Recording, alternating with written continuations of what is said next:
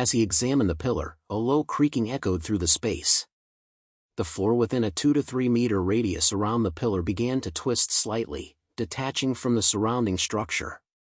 Then, a smaller central portion of the platform separated and descended like an elevator, revealing a dim shaft. Light from above poured through the gap left by the descending platform, illuminating the path downward.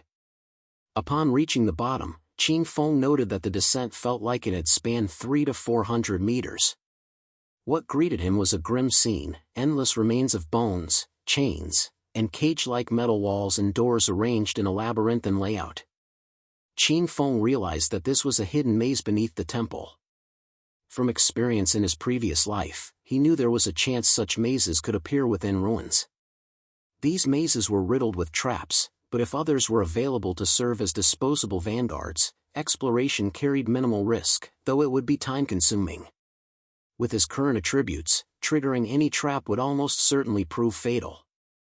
To increase his odds of survival, he retrieved the Pendant of the Faithful, a gold-tier assassin class accessory that provided plus 15 agility and plus 20% cooldown reduction. The pendant also had a unique effect, the ability to summon a silver-tier devout follower. Meeting the level 81 requirement, Qin Feng activated the pendant's ability. A silver-tier follower appeared at his command and was immediately ordered to scout ahead. The summoned being acknowledged the command with a grunt and began moving through the maze while Qin Feng followed at a safe distance. Exploration was far easier with a subordinate leading the way, but risk remained. To prepare for potential threats, Qin Feng decided to enhance his survivability by evolving his passive dodge skill. After using a calculated combination of 8 total evolution points, he had 24 points remaining. With these, the skill Ghost Shadow Blur evolved from Gold to Epic Tier. This evolution increased the passive dodge rate from 15% to 75%. Additionally, whenever the dodge activated, it granted complete immunity to damage. Satisfied with the progress, Qin Feng considered his remaining evolution points. The number was just sufficient to evolve another key ability, Instant Shadow Slash, from Diamond to Epic Tier. Upon evolving the skill, 13 more points were consumed, leaving 11 points. The ability now allowed Qin Feng to flash up to 30 meters in a chosen direction, enter an invisibility state lasting 12 seconds, and strike all enemies along the way with 9 slashes. The width of each slash expanded from 4.1 to 5 meters, and each inflicted an additional 400 attack damage. The cooldown was reduced from 12 to 8.8 seconds. Reflecting on the mechanics of evolution, Qin Feng recognized that advancing a skill from epic to legendary required 10 times the base evolution cost.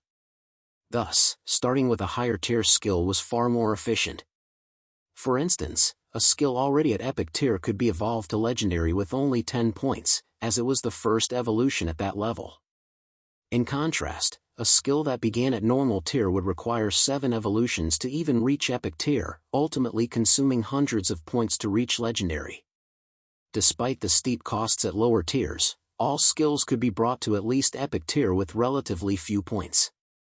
From that point onward, they could be pushed into legendary, mythical, ancient, or even immortal tiers. Now holding only 11 remaining evolution points, Qin Feng selected his starter skill, Shadow Sneak, for upgrade.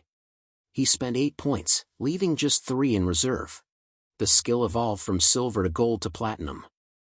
Now, it allowed him to enter stealth for up to 24 seconds, and the first attack used to break stealth would deal increased damage. Cooldown time had also decreased from 26 to 22 seconds. Thanks to a cooldown reduction attribute of 35%, the final cooldown time for Shadow Sneak was calculated at 16.3 seconds. Still, Qin Feng considered this duration to be too long, and the enhanced stealth attacks slightly underwhelming. He resolved to replace the skill in the future. As his thoughts passed, a sharp click echoed through the corridor. The devout follower, scouting ahead, had apparently stepped on a trigger. Almost immediately, a massive boulder fell from above, crushing the summon completely. The follower had been destroyed. With the cooldown in place, resummoning would have to wait.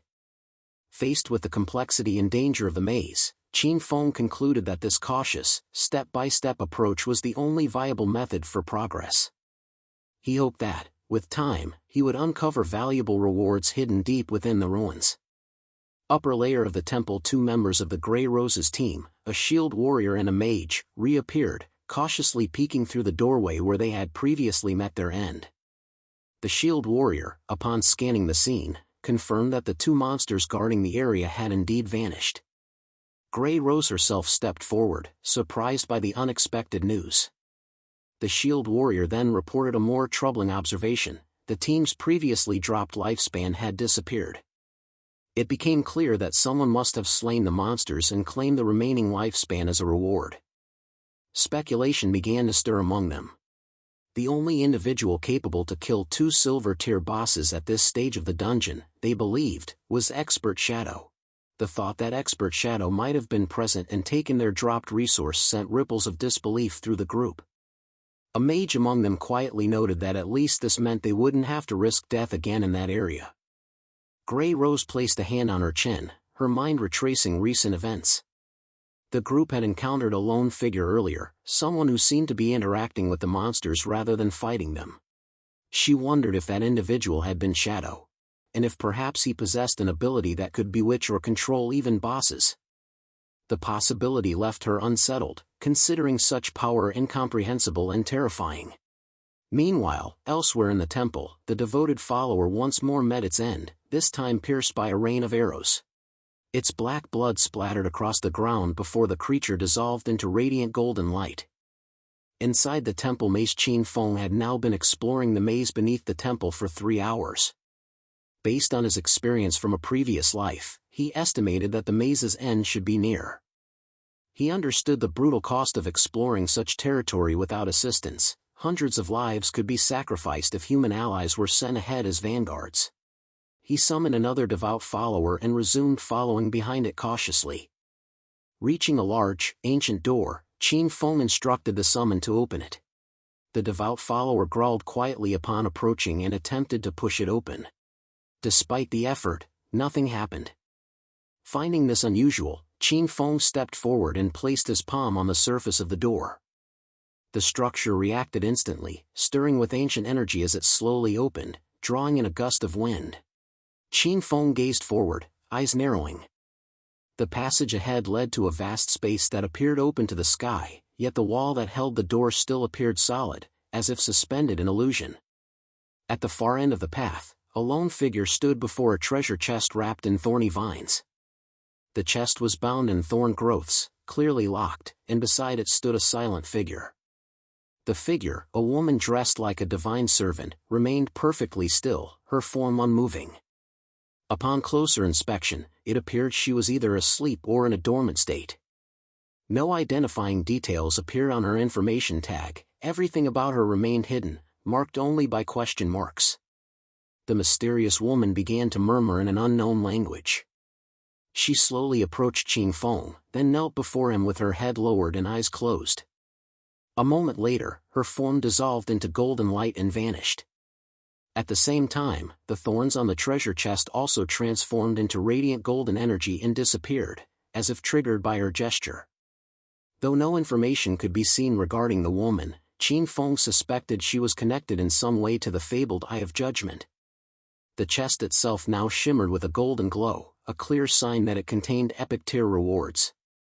However, Qin Feng remained alert, aware that treasure chests at this level could still hide mimics or lethal traps. To ensure safety, he summoned another devout follower and ordered it to open the chest.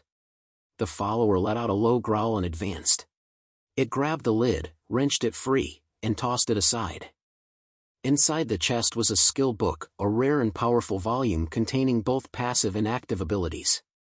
It was a god-tier assassin skill, unmatched in potential. With that, this chapter comes to an end. For those eager to see what happens next, stay tuned, like and subscribe to the channel, and see you in the next one.